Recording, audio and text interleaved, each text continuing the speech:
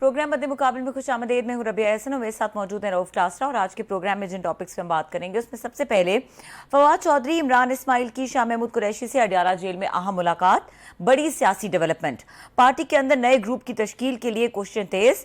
आज शाह महमूद कुरैशी के साथ जेल के अंदर मुलाकात में सियासी रहनुमाओं ने किस एजेंडे पर बात की, इसके बारे में बात करेंगे। इसके अलावा बात करेंगे audio leaks commission case. Inquiry commission ने भी बेंच पर एतराज उठा दिया, जबकि सुप्रीम कोर्ट का वफाकी हुकूमत के हक में बड़ा फैसला। सुप्रीम कोर्ट ने वफाकी हुकूमत की जानिब से बेंच तश्कील पर एतराज की दरखास्त पर दलाइल सुनने का फैसला कर लिया। क्या मुख्तसर समाअत के बाद अगले हफ्ते तक समाअत रखने का मकसद केस को मजीद तूल देना है? इसके अलावा बात करेंगे डॉलर स्कैंडल। हुकूमत अवाम से 27 अरब रुपए लूटने वाले 8 कमर्शियल बैंक्स के खिलाफ कार्रवाई करने में नाकाम। वजीर मुमलिकत बराए खजाना आयशा गौस पाशा ने हाथ खड़े कर दिए। डिप्टी गवर्नर स्टेट बैंक ने 8 माह गुजरने के बावजूद बैंक्स के खिलाफ कार्रवाई न होने का एतराफ कर लिया। क्या हुकूमत बैंक्स के नाजायज मुनाफे कमाने पर पर्दा डालना चाहती है? ये तमाम मौजूआत हैं जिनके ऊपर आज बात करेंगे और हमारे साथ मौजूद होंगे सीनियर सियासतदान हैं फैसल वाडा साहब। उनको वेलकम करेंगे। अस्सलाम वालेकुम फैसल वाडा साहब। अच्छा फैसल वाडा साहब, आज फवाद चौधरी इमरान इस्माइल की मुलाकात हुई है शाह महमूद कुरैशी से अडयाला जेल में। ये बताइए किस मुलाकात का मकसद क्या था और क्या अरेंजमेंट्स थी इस मुलाकात की? किसने मिलवाया, किसने मिलने दिया उन्हें? बड़े मुश्किल सवाल करती हैं आप ऑन रिकॉर्ड। रब साहब आपने जो है ना हम सबको ऐसा फेल कर दिया है कि हमारे बड़ी मुश्किल आती कुछ जवाब देने। बस ये दोस्तियां जो है वो बड़ी बड़ी जगहों पे काम आ जाती है, रिश्ते बड़े काम आ जाते हैं। रिश्तों से आप अंदर भी मिल लेते हैं, बाहर भी मिल लेते हैं, चलता रहता है। और एजेंडा उनका यही होगा मेरे ख्याल से कि वो सियासत में किस करवट बैठना चाहते हैं, क्या है। लेकिन ये मैं आपको जरूर बता सकता हूँ कि जो नजर आ रहा है वैसा है नहीं, और जो है वो नजर नहीं आ रहा। ये सर कुछ दिन पहले हमने देखा कि ये फवाद चौधरी साहब, इमरान इस्माइल साहब, आमिर कियानी साहब की मुलाकातें हुई थी जहांगीर तरीन साहब से। लाहौर में भी हुई, इस्लामाबाद में भी हुई। तो उस वक्त वो तरीन साहब और उनका ग्रुप बड़ा कॉन्फिडेंट था कि ये सारे लोग जो हैं जो पीटीआई को छोड़ के आ रहे हैं वो शायद हमारे पास आ रहे हैं, हमारे ग्रुप में आ रहे हैं। आज फवाद चौधरी साहब अचानक जो है वो अडयाला जेल मुलाकात करने गए, तो प्लान को बदल गया सर जी? रघु साहब अभी तो सब डेप्थ चेक कर रहे हैं पानी की, कितना गहरा है, कितना शैलो है। अभी तो कबल वक्त है सारी चीजें। कुछ चले जाएंगे, कुछ रह जाएंगे, कुछ टोलों में बढ़ जाएंगे। अभी तो बहुत कुछ होना है। मतलब जब आप ताश के पत्ते गिरते हैं तो फिर सब कुछ आपको पता है, धर धर नीचे आना शुरू हो जाता है। तो अभी तो सब शुरुआत है। हर आदमी नापेगा, तोलेगा क्या किसको क्या बेनिफिट होता है, क्या सूट करता है। और फवाद चौधरी का पॉलिटिकल एक्टिवमेंट तो बहुत जबरदस्त है, मेरा तो दोस्त है। तो थोड़ी बार की भी सब हवा खा के आएंगे, ट्रिप मार के आएंगे तो ठीक हो जाएगा वैसे। अच्छा, फवाद चौधरी साहब आपके दोस्त हैं, बल्कि बेल आउट भी आपने किया और उनके जो मुसीबत मुश्किल में भी आप ही काम आए थे। तो कोई उन्होंने आपको बताया नहीं है कि वो शाह महमूद कुरैशी साहब से क्यों मिलने गए थे? अब आप नहीं बताना चाहते तो और बात है, बात तो आपको पता होगी सर। रघु भाई वैसे तो मैं आपसे कोई चीज छुपाना चाहता नहीं, लेकिन अभी मेरी मजबूरी है कि मैं खामोश रहूं तो बेहतर है। ये सर पाकिस्तान के लोग सामने आप बहुत मजबूर हो जाते हैं। ये वैसे यहाँ मजबूर होते हैं हमारे शो में, बाकी कहीं पे नहीं होते। वहाँ पे आप अपना घोड़ा पूरा मैदान में दौड़ाते हैं सर। यहाँ हमारे यहाँ आपको थोड़ी सी टेंशन होती है। रघु साहब आप ना मेरे उस्ताद भी हैं, मेरे बड़े भी हैं, मेरे बड़े भाई भी, मेरे दोस्त भी हैं। हालांकि हमारी कोई आपस में कोई कई दर्जन मुलाकातें भी नहीं है, लेकिन अल्लाह ताला ने आपको वो पोजीशन दी हुई है कि हम आपकी तरफ देखते हैं। खरे आदमी है आप। और अभी आपके साथ साथ वो उन्हीं स्टाइल में आ गई है कि वो सवाल ऐसा स्पिनिंग करती है कि आदमी सोचता है कि मैं मारूं छक्का बोल ना हो जाऊं। तो नहीं, इसमें तो कोई शक नहीं है कि क्लासेस साहब इनके पीछे ऑर्केस्ट्रेट कर रहे होते हैं, पूरा का पूरा स्क्रिप्ट मुझे गाइड कर रहे होते हैं कि ये this should be your first question. लेकिन सर आप कौन सा हमारे चक्कर में आ जाते हैं? चले हम ये मुझे आपने इतने कम्प्लीमेंट दे दिए, मान लिया, आप हमारे कौन से चक्कर में आ जाते हैं? कौन सी हमें बातें बताते हैं सर जी? हाँ, अगरचे मैं बड़ी मुश्किल हो जाता चक्करों से निकला हूँ, अभी आप मुझे किसी चक्कर में ना डाले। तो सर कोई अगर 22 करोड़ आवाम जो हैं, लोग हैं इस वक्त टेंशन में हैं, इस वक्त लोग हमसे पूछते हैं। अच्छा ना, फिर हम आप जैसों से पूछते हैं जो इन्फॉर्म्ड लोग हैं। लोग समझते हैं हम साफ ही बड़ा कुछ जानते हैं, हम कहते हैं आप लोग बड़ा जानते हैं। अब आप भी कुछ बताने को तैयार नहीं है सर। रघु साहब देखिए मैं आपको बताऊं, देखिए अभी तो ये सब चीजें हो रही हैं। फिर मैं आपको कहूंगा फवाद चौधरी दोस्त है मेरा, वो पॉलिटिकल एक्यूमेन अपना इस्तेमाल कर रहा है, वो भी देखिएगा, तोलेगा, समझेगा। मैंने आपको पहले कहा था कि आइडियोलॉजिकल वर्कर जो होता है वो बहुत सोच समझ के फैसले करता है। कुछ फौरन फैसले कर लेते, जैसे मैं फौरन फैसले कर बैठा, तो वो कुछ लोग करेंगे। और अभी तो सियासी बात है, देखिए कुछ लोग इस चक्कर में लगे हुए कि इमरान खान को हटा के वो किसी की पार्टी पे आ जाए, कुछ लोग चाह रहे हैं कि नई पार्टी बन जाए, कुछ लोग चाह रहे हैं कि वो इंडिपेंडेंट सिचुएशन में देखेंगे अभी कितना किसमें दम है। तो उन सब बेसिस पर कई दफा आपको डिसीजन पहले लेने पड़ते हैं। मैं हमेशा समझता हूँ कि डिसीजन आप पहले ले लें तो आप कंफर्टेबल हो जाते हैं अपने फैसलों के अंदर। तो फवाद चौधरी साहब, I am sure Shah Mahmood साहब के पास जो गए हैं उसमें उन्होंने पॉलिटिकल बात की होगी। शाह महमूद साहब अपनी लॉयल्टी सिंसियरिटी कुछ दिनों के लिए, कुछ हफ्तों के लिए दिखाएंगे इमरान खान साहब को। दाल गाली तो ठीक है, वरना फिर वो भी प्रेस कॉन्फ्रेंस लेंगे और वो कहेंगे कि मुझे भी याद आ गया कि मुल्क में बड़ा गलती हुई है। तो ये जो लोग आज 9 मई के वाक़े को, जो एक्चुअली बहुत जुल्म और बर्बरियत का वाक़या है और जिसमें इंसान को शर्म से डूब मरना चाहिए, उसको अगर 20-20 दिन बाद आके कंडेम कर रहे हैं तो कौम तो सब कुछ देख रही है, कौम नहीं छोड़ेगी और कौम माफ नहीं करती।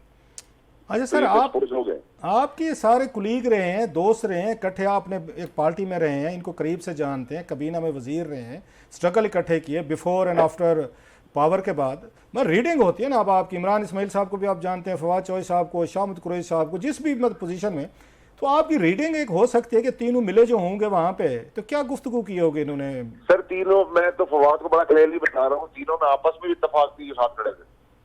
अच्छा, तो वो तो मतलब अगर इनमें आपस में इत्तेफाक नहीं है, मैं तो फवाद को फोन करके बता भी देता हूँ, मेरी तो से बड़ी खुली दोस्ती, आपको पता है मैं दोस्ती दुश्मनी दोनों बड़ी खुल के दबाता हूँ। तो जब तक दोस्ती है उस हिसाब से सर मैंने बताया कि अभी तो आपस में इत्तेफाक नहीं है तो तुम क्या कर रहे हो, और उसने मुझे बताया कि वो क्या करना चाह रहा है या वो क्या समझता है। तो अभी तो मेरे ख्याल से अभी आपको थोड़े दिन में सब थोड़ा नहीं तो फिर क्या बताया आपको फवाद ने कि वो क्या करना चाहते हैं सर?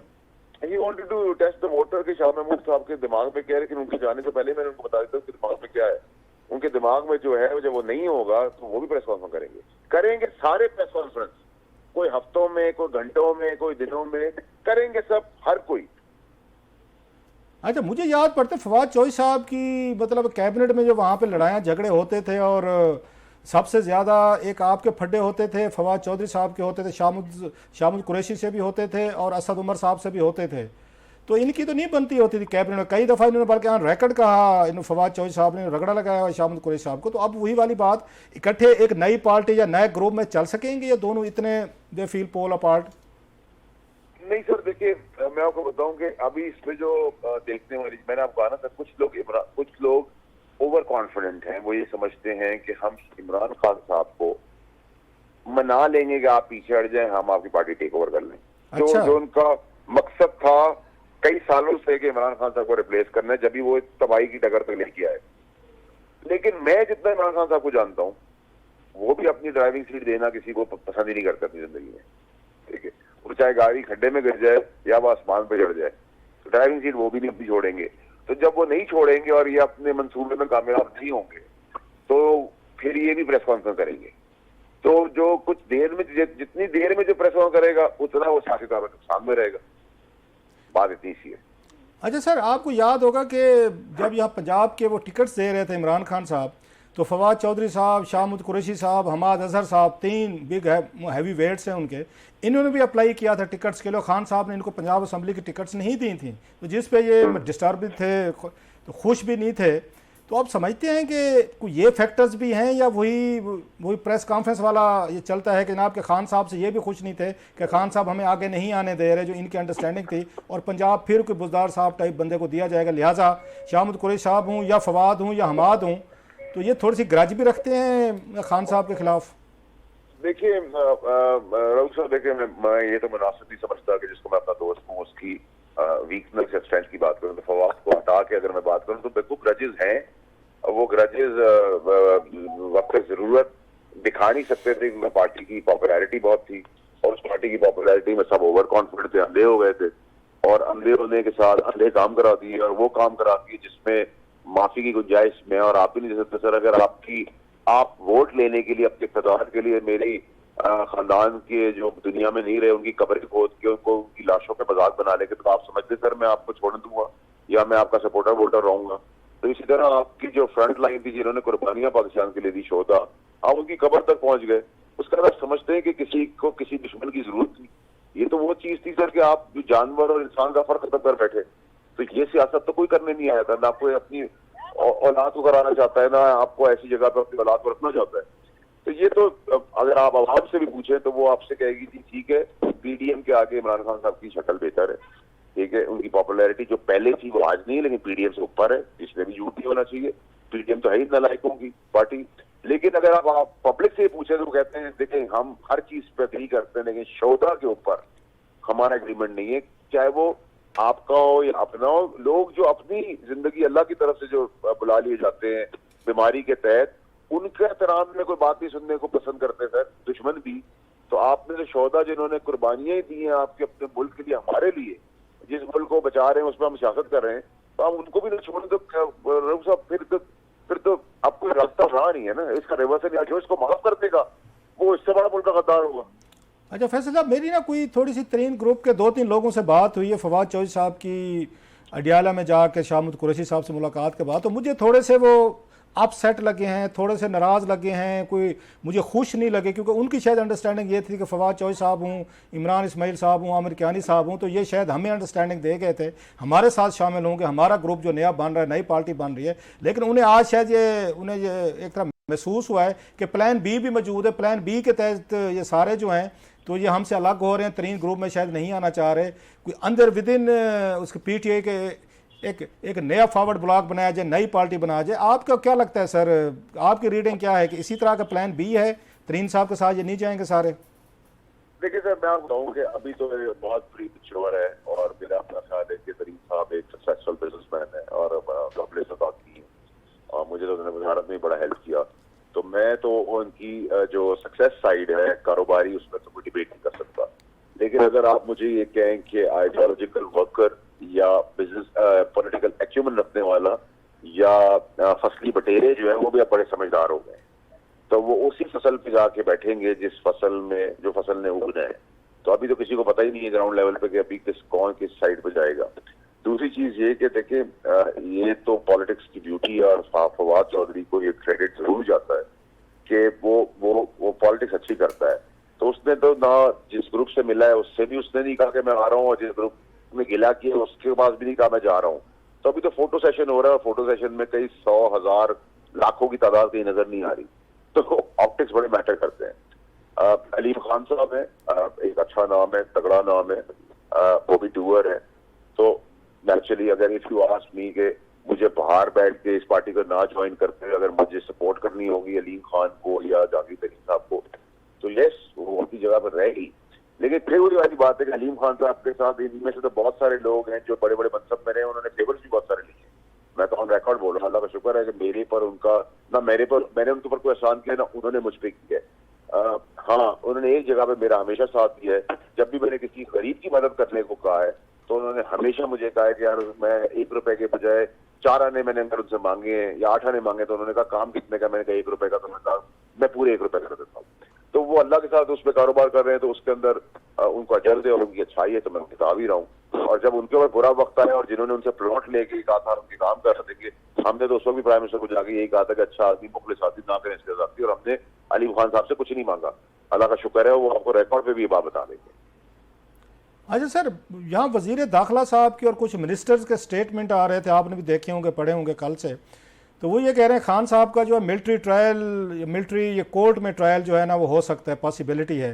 तो how do you view that कि ये 100%? देखिए इसके चांसेस बहुत कमी है, बहुत अच्छा। ज्यादा है, इसकी परसेंटेज बहुत ज्यादा है, क्योंकि जो पकड़े जा रहे हैं वो सेकंड टीयर को ब्लेम कर रहे हैं जो कि विटनेस बन रहे हैं, और जो सेकंड टीयर है जैसे जिसमें हम सारे थे वो कह रहे हैं हमने तो नहीं किया, हमने तो खान साहब ने ऑर्डर दिया थे।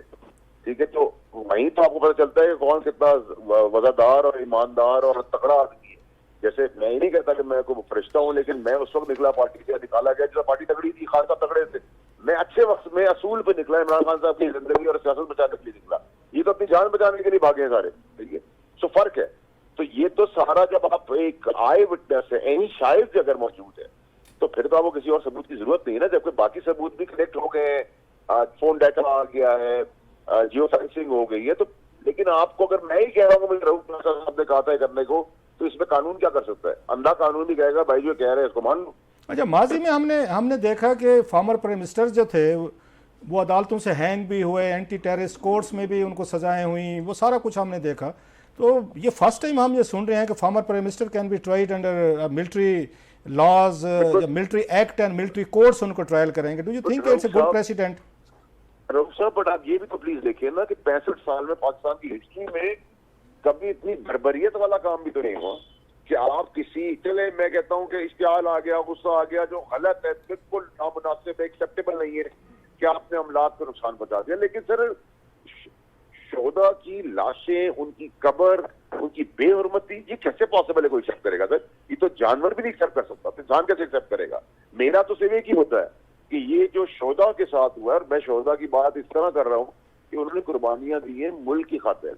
मेरी माँ दुनिया में नहीं है, उसका ट्रोल पीटीआई के जो हाल किया, लेकिन मेरी माँ की इंतकाल वालदा का उनकी बीमारी की वजह से हुआ। उन्होंने कोई पाकिस्तान के लिए शहादत नहीं दी थी, तो जिन्होंने शहादत दी है पाकिस्तान के लिए, आप उनकी बेहुरमती करें। अगर आप मेरी माँ की कब्र तक पहुंच जाएंगे तो मैं, आप कितने भी तगड़े होंगे, मैं आपका घर कर दूंगा।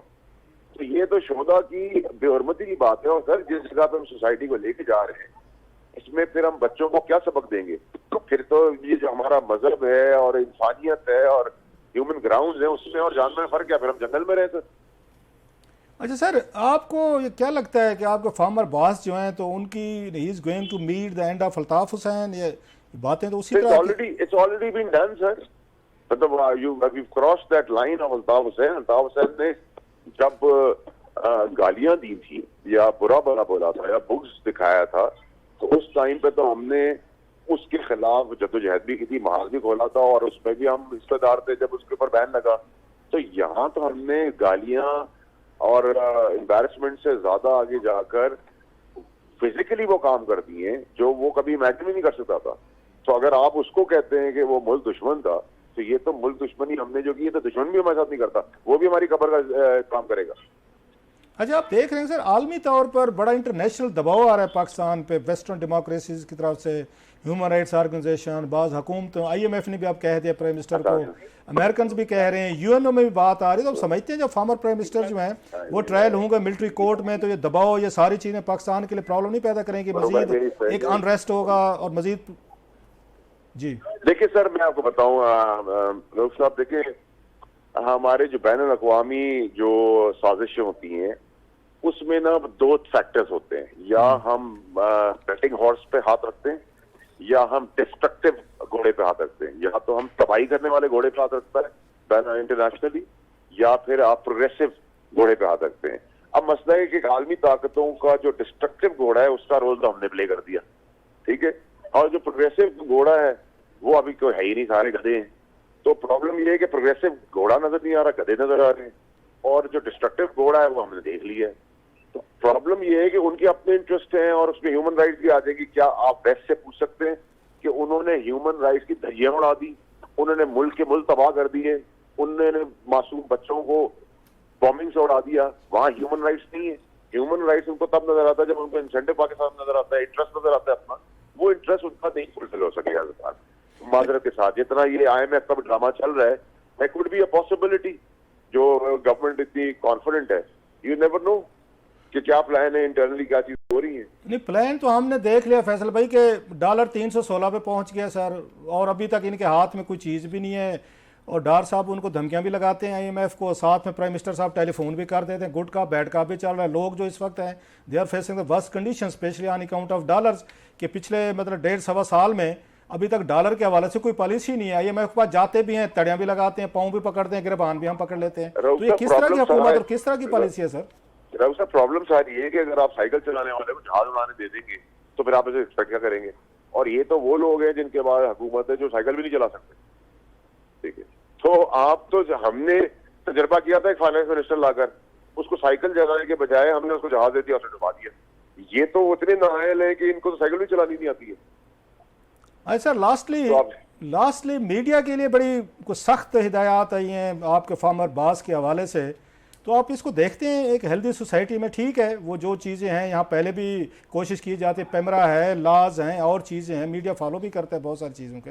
डू यू थिंक कि इस तरह की आके इंस्ट्रक्शन से मज़ीद हमारे यहाँ एक एक उस स्पेस जो थी डिबेट की थी, क्वेश्चन करने की थी, एक हेल्दी सोसाइटी के लिए ये चीज़ें ज़रूरी होती हैं। तो do you think again it's a good step कि मीडिया को वो किया जाए, इसको गैगिंग की जाए? सर अगर अंडर लॉ कोई हिदायत किसी किस्म की कहीं आई है तो अंडर लॉ तो वो क्वेश्चनेबल नहीं हो सकती। मतलब वो तो फिर हमें लॉ के तहत उसको फॉलो करना है जी। लेकिन जहां तक आप बात करें तनकीद की, सवाल की, अच्छाई की, बुराई की, तो सर अभी आपने पूरा प्रोग्राम किया है, आपको किसने यहाँ डिस्टर्ब किया है? सो अगर आप पार्टी बन जाएंगे और डिस्ट्रक्शन को, मुल्क की तबाही को अगर आप प्रोग्रेसिव दिखाना शुरू कर देंगे और उसके नैरेटिव को इंडोर्स कर देंगे तो फिर तो सर वो मीडिया भी मुल्क दोस्त तो नहीं हुआ, मुल्क दुश्मनी हो गया ना सर। चलें sir, thank you very much, बहुत शुक्रिया आपका, आपने ज्वाइन किया और कोई इनसाइड चीज़ हमारे साथ शेयर की। Thank you sir. Faisal partners हमारे साथ मौजूद थे और इस वक्त ब्रेक का वक्त हो रहा है। ब्रेक के बाद डिस्कस करेंगे ऑडियो लीक्स कमीशन केस और इसमें जो डेवलपमेंट हुई आज, उस हवाले से बात करेंगे। हमारे साथ रहिए।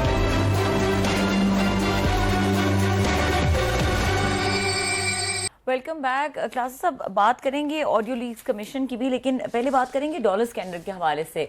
जो सेनेट की फाइनेंस कमेटी है, इसमें जो आज एक तासुर, वैसे इसकी इनसाइड स्टोरी आप बताएंगे। ये जो 8 कमर्शियल बैंक्स हैं जिन्होंने कौम को 27 अरब का चूना लगाया एक तरह से, और इसके बारे में जो डेवलपमेंट हुई है और जो हुकूमत का मौक़िफ़ है उसके बारे में बताइएगा। ये वैसे तो 27 अरब नहीं है, मैं लास्ट मीटिंग में था, ये सेनेट की फाइनेंस कमेटी है, सलीम मानवी वाला साहब जो हैं वो इसको चेयर करते हैं। बड़े इंपॉर्टेंट वहाँ एजेंडेस पे चीज़ें आती हैं। तो हमारे इमरान मगराना साहब हैं, वो पता है very regularly he goes and इसको कवर करते हैं। मैं भी जाता हूँ और अब राफिया ने भी जाना शुरू किया जो हमारी कोलीग हैं। तो वहाँ पर ये जो एजेंडा है बड़ा ऑलमोस्ट 1 साल पुराना है। अब ये बातें मुझे लगता है पुरानी हो गई। अगर आप देखा जाए, हम पहले भी स्टोरी कर चुके हैं और उसे बिल्कुल नई लिंक, मतलब नई लिंक आ गए। उसके रीजन क्या, एक तो इस मुल्क में इतना पॉलिटिकली तौर पर टर्माइल है, अनसर्टेनिटी के, लोग इन स्कैंडल्स को, इन स्टोरीज को भूल के सुनना भी नहीं चाहते कि किस तरह लोगों को चूना लगाया गया, या बड़े बड़े बैंक्स हैं या माफियाज हैं, ग्रुप्स हैं, वो कैसे आवाम की जेब से पैसा निकाल लेते हैं और फिर खाने पीने के बाद, और वो लोग जो इसमें फैसिलिटेटर होते हैं वो अच्छे बन के टीवी पे भी आपको नजर आ रहे होते हैं। मसला इसी को देख लें। ये जो स्कैंडल है ये उनके दौर का है जब यहाँ फाइनेंस मिनिस्टर थे अपने मिफ्ता इस्माइल साहब। हुआ क्या था लोगों को बताऊं, उस वक्त डॉलर का जो बैंक रेट चल रहा था 220-22 के करीब चल रहा था। बैंक जो एलसी खोल रहे थे, जिन्होंने बाहर से कुछ चीजें मंगवानी थी, इंपोर्ट करवानी थी, तो उन्होंने वो बैंक रेट देने की बजाय, which they were suppose to do it, उन्होंने 247 या 250 का रेट दिया। सो आपने जो पैरेलल मार्केट खड़ी हुई थी, जो अभी हमें कहा जाता है कि एक ऑफिशियल मार्केट है, बैंकिंग चैनल है, वो 200 आपकी 20 रुपए पे थी सपोज, या 22 पे थी। एक आपने नई साथ में एक प्राइवेट मार्केट खड़ी कर दी बैंकों ने खुद, और हुकूमत ने अलाउ किया। सो 2 मार्केट बन गई, जिसकी वजह से आपके रेमिटेंसेस जो है ना वो कम हुई है, आपकी हुंडी बढ़ गई है। रीजन कि लोगों ने ये कहा कि हम अगर हुंडी के जरिए भेजते हैं तो हमें डॉलर रेट देते हैं 250 रुपए, बैंक के जरिए भेजते हैं तो देते हैं 200। जैसे आज का देख लें, आज रेट जो है 285 रुपए डॉलर आपको मिल रहा है, लेकिन अगर आप जब मार्केट का रेट है 300, आपको 16 रुपए मिल रहा है, सो 15-16 मिले, 31 रुपए का फर्क जो है आपने डाल, जो बाहर से पैसे भेजने जिसने वर्कर है उसको मुल्क से मोहब्बत होगी, फेयर इनफ, लेकिन 31 रुपए की वो कुर्बानी देने को तैयार नहीं है आपके। लिहाजा वो क्या काम कर रहा है, वो हुंडी के जरिए पैसे भेज रहे हैं, वहां से आपके यहाँ पे वो फेर, हमें बाद लोग कहते हैं अफगानिस्तान के बहुत सारे लोग हैं, नोट बोरियों में भर के वो यहाँ पे आपके मनी एक्सचेंज डीलर के बाहर खड़े हुए हैं, और वो उनको जो हुंडी के जरिए पैसा आता है या प्राइवेट लोगों को, वो डॉलर वहां से खरीद लेते हैं, जी आप हैं 316 पे हमें दें, तो बैंक को क्यों भेजेगा। सो इन्होंने जो पैरेलल पहला बड़ा काम किया था, मिफ्ता इस्माइल साहब ने जो बम मारा था हमारी इकानमी पे, इन्होंने वहां पे डिफरेंस गैप को अलाउ किया था। उस वक्त ये बातें आना शुरू हो गई। ये उस वक्त बैंकों को रोकते कि 220 का है, एलसी खोलनी है तो 220 पे खोलो, 250 पे नहीं खोलने देंगे। इनका क्या था, इन्होंने कहा नहीं जी, बैंक और उसकी पार्टी के दरमियान के अरेंजमेंट से जितने में डॉलर मिलता है, अगर उसको 250 पे मिल रहा है तो आप उसको लेने दें। लेकिन ये भूल गए कि ये डॉलर जो है आप कितनी मेहनत से बाहर से ला रहे हैं, आपकी चीजें आ रही हैं। सो इस प्रोसेस में जो गैप था 220 का और 250 का डॉलर में, मैं जो लास्ट मीटिंग याद है इसी, ये इमरान तो 27 अरब कह रहा है ना, आज भी 27 अरब की, वो 3 महीने के 27 अरब थे। ये मिफ्ता साहब 6 महीने रहे हैं। सो 6 महीने में उस वक्त भी बताया गया कमेटी में, मैं वहां मौजूद था, उन्होंने 60-70 बिलियन रुपीज का इसमें गैप है, जो लोगों की या उनके इंपोर्टर्स की जेब से पैसा जो है ना बैंकों ने ज्यादा लिया, और बैंक से बड़े प्रॉफिट कमाए हैं, बड़े प्रॉफिटेबल उसमें गए। अब सवाल यह था कि इनके खिलाफ कार्रवाई क्या करें। आज आप क्या कार्रवाई करेंगे, अगरचे उसमें बताया गया मीटिंग में कि उन्होंने फाइनेंस मिनिस्टर ने कहा कि इन बैंकों के खिलाफ कार्रवाई करें, क्या कार्रवाई करेंगे। यार इनको ऐसे को 20 करोड़ रुपए का जुर्माना कर दो, यार इसको 10 करोड़ कर दो, इसको 5 सारे मिले हुए हैं ऊपर से नीचे तक। ये तो एक ही है ना, क्लास तो एक ही है। बहुत सारे वहाँ बोर्ड के हेड्स पे, फाइनेंस मिनिस्ट्री के लोग हैं, ये बहुत सारे बोर्ड ऑफ गवर्नर्स पे उस पर बैठे हुए, मिलना जुलना है आपका। अच्छा, स्टेट बैंक के लोगों के अपनी दोस्तियां होती है, तल्लुकात, चलो यार 5 करोड़ कर दे यार, ये उनके लिए पीनट्स के बराबर में नहीं है। जिन्होंने 60-70 अरब रुपया लिया है, आप उनको 60-70 अरब के करीब जुर्माने करें ना। अच्छा, आप ये कह रहे हैं हम उन पर जुर्माने करेगा स्टेट बैंक। अब हम देखेंगे कितने जुर्माने करते हैं। पैसा तो 70-60-70 रुपया उन्होंने किया है 6 महीने का, जो केयरफुल था। मुमकिन है इससे ज्यादा भी हो। अभी तो 8 बैंकों की बात हो रही है, वो कह रहे हैं 8 बैंक नहीं है, हर बैंक ने ये कुछ काम किया, नंबर 1। दूसरा, अब आप इन हालात में आप इंक्वायरी कर रहे थे उस वक्त जब डॉलर बैंक रेट 220 रुपए था और ये बेच रहे थे 250। आज क्या है? बैंक रेट 285 हो चुका है और प्राइवेट मार्केट आपकी 316 है। तो अब किस मुंह से, मैं ये पूछना चाहूंगा, आज जो कमेटी में लोग बैठे हुए हैं, इनके हुकूमत के मेंबर्स हैं नवाज लीग के, आप किस मुंह से इन चीजों को पिछला देख रहे हैं? वो पैरल 3 मार्केटें चल रही हैं इस वक्त डॉलर की, 3 मार्केटें चल रही हैं। आपका अपना बैंकिंग रेट कुछ और है, फिर एक आपकी मार्केट जो है एक ब्लैक मार्केट है, फिर आपकी एक ग्रे मार्केट है जो 316 पे चल रही है, या लोग वहां पे आपका मनी एक्सचेंज डीलर जो है।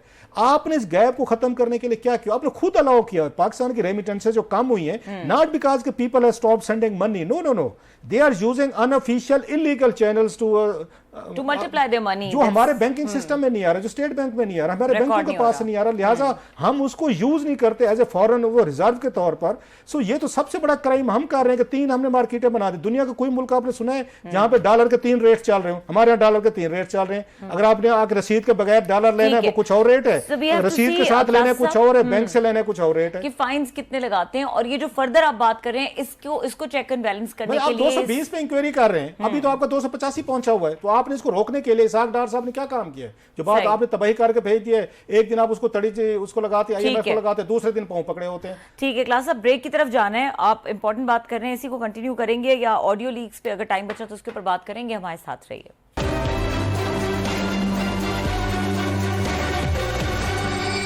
Welcome back. और हमारे रिपोर्टर हमारे साथ मौजूद हैं सबीउल हसनैन, उनको वेलकम करेंगे और उनसे डिटेल्स लेंगे जो आज मुख्तसर समाअत हुई ऑडियो लीक्स के हवाले से। जी सभी बताइएगा। देखें, आज समाअत थी ऑडियो लीक्स कमीशन के खिलाफ जो दरख्वास्तें दायर की गई हैं, उस पर समाअत थी। 5 रुकनी लार्जर बेंच ने चीफ जस्टिस उमराता बंदियाल की सरबराही में समाअत की। समाअत काफी मुख्तसर थी। उसकी वजह यह है कि गुज़श्ता रोज वफाकी हुकूमत ने अटॉर्नी जनरल के जरिए एक दरख्वास्त दायर की है और इस्तदा ये की है कि बेंच में मौजूद 3 अरकान बशमूल चीफ जस्टिस वो इस केस को ना सुने, क्योंकि मफादात के टकराव का मामला है। और जस्टिस मुनीब अख्तर और जस्टिस एजाजुल एहसन का भी ऑडियो लीक्स में जिक्र है, लिहाजा वो ना सुने। तो आज जब केस की समाअत हुई तो चीफ जस्टिस उमराता बंदियाल ने कहा कि हमें मालूम हुआ है अखबारात से कि कुछ दरख्वास्तें आई हैं, हम इनको जो है तो रजिस्टर करके इनको सुनेंगे। अगले हफ्ते पे ये केस रख लेते हैं और हम इन एतराज़ात को सुनेंगे। लिहाजा अब ये तय हो चुका है कि इंक्वायरी कमीशन के खिलाफ दरख्वास्तों पे जो समाअत होगी उससे पहले इस दरख्वास्त पे समाअत होगी कि आया चीफ जस्टिस और जो 5 रुकनी लार्जर बेंच में जो दीगर 2 जजेस हैं वो इस केस में बैठ सकते हैं या नहीं। इंक्वायरी कमीशन जो उनको भी नोटिस दिया गया था इस केस में, वो भी फरीक थे। उन्होंने आज जवाब जमा कराया है सेक्रेटरी इंक्वायरी कमीशन ने। ये वही इंक्वायरी कमीशन है जिसकी सरबराही जस्टिस काजी फाइसा कर रहे हैं और बेंच जो कमीशन के दीगर 2 अरकान उनमें इस्लामाबाद हाई कोर्ट के चीफ जस्टिस और बलोचिस्तान हाई कोर्ट के चीफ जस्टिस शामिल हैं। आज उन्होंने भी जवाब जमा कराया है और एक जो पॉइंट उठाया था वफाकी हुकूमत ने वही चले उसको वफाकी पे बाद में जाते सभी। जो अभी उनके खिलाफ तौहीन अदालत की जो एप्लीकेशन फाइल की गई इसी कमीशन में, काजी फैज ईसा साहब वो हाई कोर्ट के वो चीफ जस्टिस हैं, वो क्या कहानी और कितनी सीरियस है? उस पर कोई कार्रवाई हो सकती है उनके खिलाफ? कमीशन के मेंबरान के खिलाफ जजेस हैं वो सारे। देखें, इस हवाले से एडवोकेट रियाज हनीफ राई हैं, ये वही हैं जिन्होंने जनरल बाजवा के एक्सटेंशन के मामले पे दरख्वास्त दायर की थी और जस्टिस काजी फरीसा के Balochistan high court chief justice जो अपॉइंटमेंट थी उसको चैलेंज किया था। और इन्होंने ही इंक्वायरी कमीशन के खिलाफ, ये पहले थे जिन्होंने इंक्वायरी कमीशन के खिलाफ दरख्वास्त दायर की थी और उसके बाद साबिक वजीर आजम ने दरख्वास्त दायर की थी। तो आज उन्होंने समाज के आगाज में कहा कि मैं तौहीन अदालत की दरख्वास्त दायर करना चाहता हूं, क्योंकि कमीशन की कार्रवाई को अदालत ने एक इंटरिम ऑर्डर के जरिए रोका है, लेकिन फिर भी कार्रवाई 1 से 1.5 घंटे जारी रही कमीशन की। तो उस पे जो है तो चीफ जस्टिस ने कहा आपकी ये और भी दरख्वास्तें हैं तो हम इनको सुनेंगे। मतलब सुनने का मतलब ये है, एक मिनट ठहरे, सुनने का मतलब ये है कि काजी फैज ईसा साहब या बाकी ब्रदर जजेस हैं, चीफ जस्टिस भी हैं, कि उनके खिलाफ प्रोसीड किया जा सकता है। कानून क्या कहता है मुझे तो नहीं पता, आप कोर्ट कवर करते हैं। कानून के तहत आपको सिटिंग जो जजेस हैं, सीनियर जजेस, उन पे भी तौहीन अदालत लग सकती है, मेरे आप पे तो लग सकती है। व्हाट अबाउट द जजेस, सर्विंग जजेस? सर देखिए, जजेस के खिलाफ मिसकॉन्डक्ट का केस हो सकता है और वो रेफरेंस ही होता है जो कि सुप्रीम जुडिशल काउंसिल में या तो कोई प्राइवेट कंप्लेंट हो या फिर सदारती रेफरेंस दायर हो सकता है। इसके अलावा जजेस का इस तरह से ओपन कोर्ट में कोई कार्रवाई तौहीन अदालत की भी नहीं हो सकती।